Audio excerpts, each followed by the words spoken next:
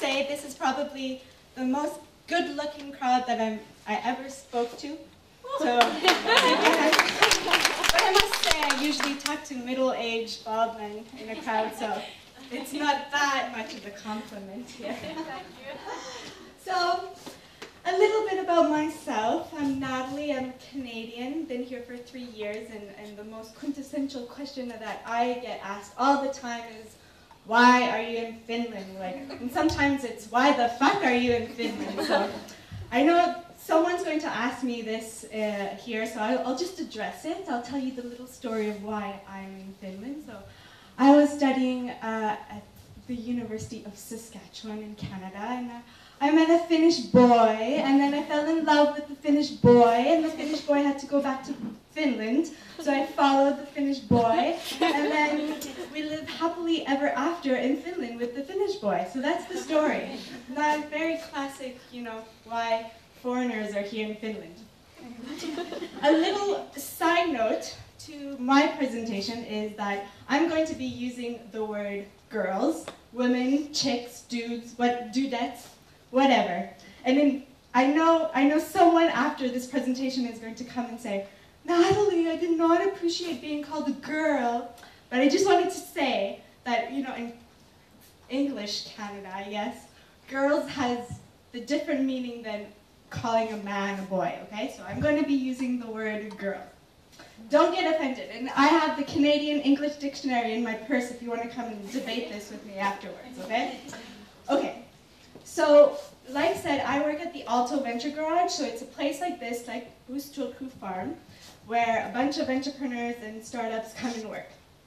And I've been working there for 2 years, and I've kind of noticed that it's been kind of a sausage fest. So, I mean, like, there's always guys, always. I'm usually one of the only girls.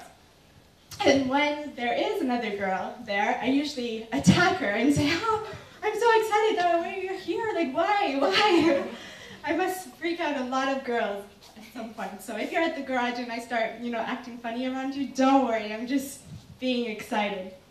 And so, you know, for these past 2 years, I've been talking to a bunch of girls coming in through my garage, and there has been some entrepreneurs, female entrepreneurs, and I've kind of informally polled all these women, and I came up to my conclusion, and I did these experiments, and I just wanted to say for the guys here in this audience, I just wanted to say, watch out, because the women are coming.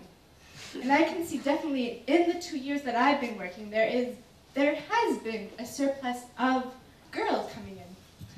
And if I'm just thinking of, you know, my little sister, who's 6 years younger than I am, and she's been practically born with a keyboard in her hand, and she's just starting university. I can't imagine, you know, her generation coming in, and like, well, anyway, if you're working in a startup, I would, you know, leave right now and start coding. I mean, these girls are coming. So yes, but in the meantime, why there's not a lot of female entrepreneurs? Well, there's a few reasons that I have, and I'll share with you today. But one thing is role models. And I really think that there's a thing about, we don't have these role models. So you think of the female version of Mark Zuckerberg. Do we know the female version of Mark Zuckerberg? The Facebook guy. There is none, right? So there's been this movie, this Hollywood blockbuster movie called The Social Network. I'm sure you all saw it. It puts into play, like, it tells the story of the social network. And so that's why, you know, normal people, I mean, ordinary people got to know the story of an internet startup through this big Hollywood movie. And I'm going to show you a small, you know, 1-minute video.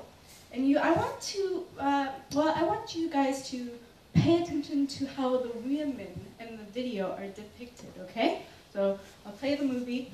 You can discuss about it later.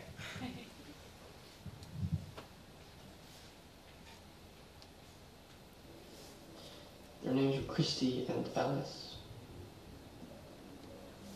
And they want to have drinks tonight.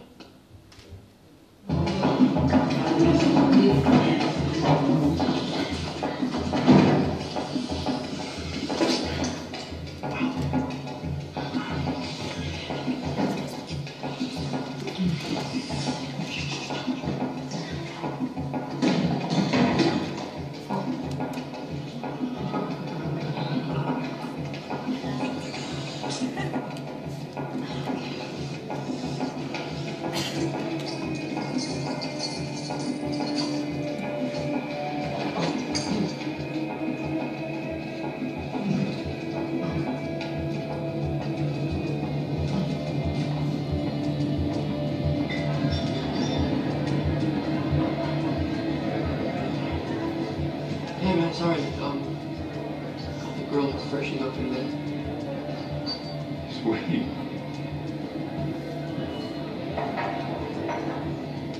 Yeah, groupies.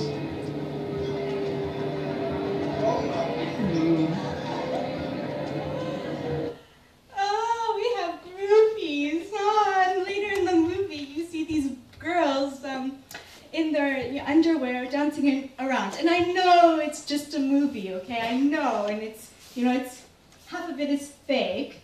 But my little sister is watching this, not knowing anything about startups or entrepreneurship, and this is what she sees. The role models, the women in the movie, having sex in bathrooms. I don't know about you Tina or Elina, but I've never had to have sex in the bathroom with the entrepreneurs, It's not in the job description. It's totally false. So, I mean, if you want to go have sex in the bathroom, I'm not going to stop you. But anyway, the role models.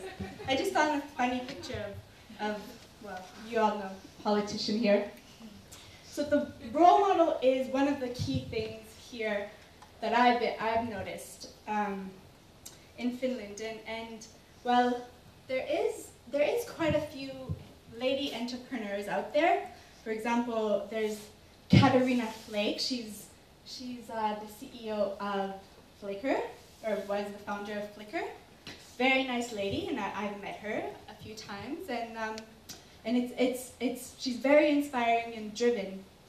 But I was thinking, since we're in Finland, it's kind of nice to have Finnish role models, right? Finnish female role models. I mean, Katarina Flake is a very nice lady, but I mean, if you go up to her and you start talking about tekes and tekes application, I mean, stuff that Finnish entrepreneurs go through, she'd probably think that tekes is a sexual disease or something, right? So it's very important to have these local admirers, I guess.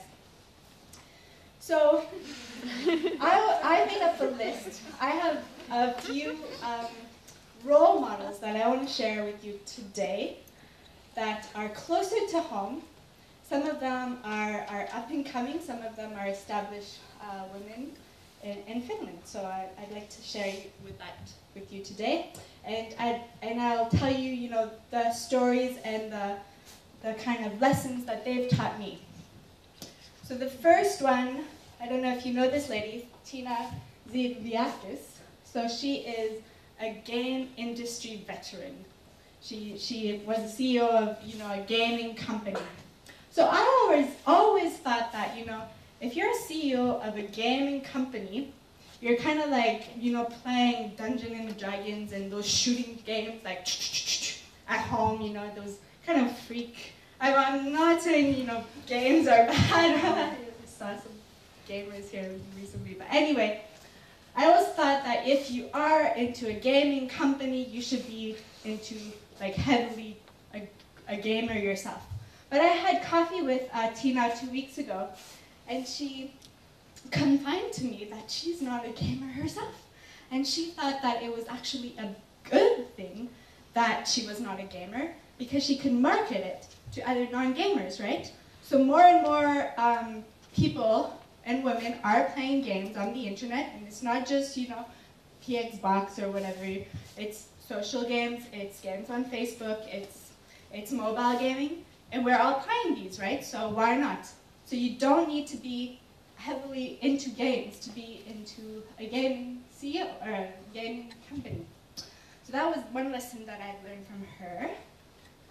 But speaking of gaming, this is another CEO of a gaming company, and she is a gaming freak.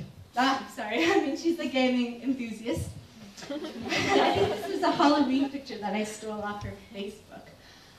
So her name is Elina Arponen, and she's the CEO of Tribe Studios. But what I admire from her is that she started her company with her husband, with a 2-year-old. I think they had like a small toddler.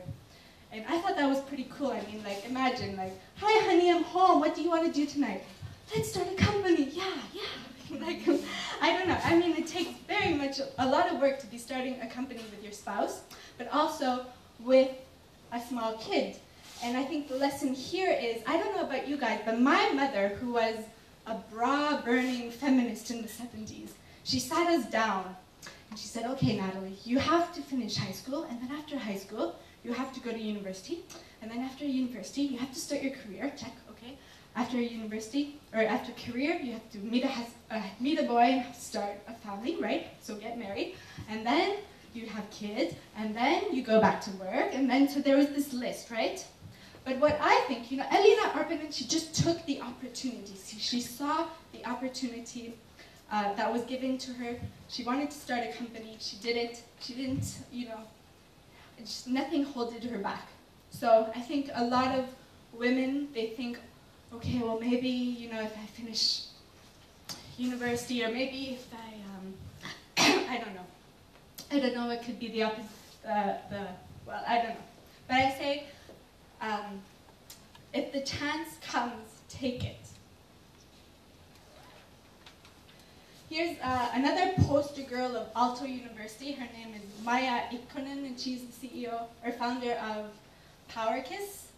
And what I really admire from Maya is that she gets asked this question all the time, like, oh, you're a female entrepreneur, just like Tina said, and she really says, the gender lines are erased as soon as you enter a startup.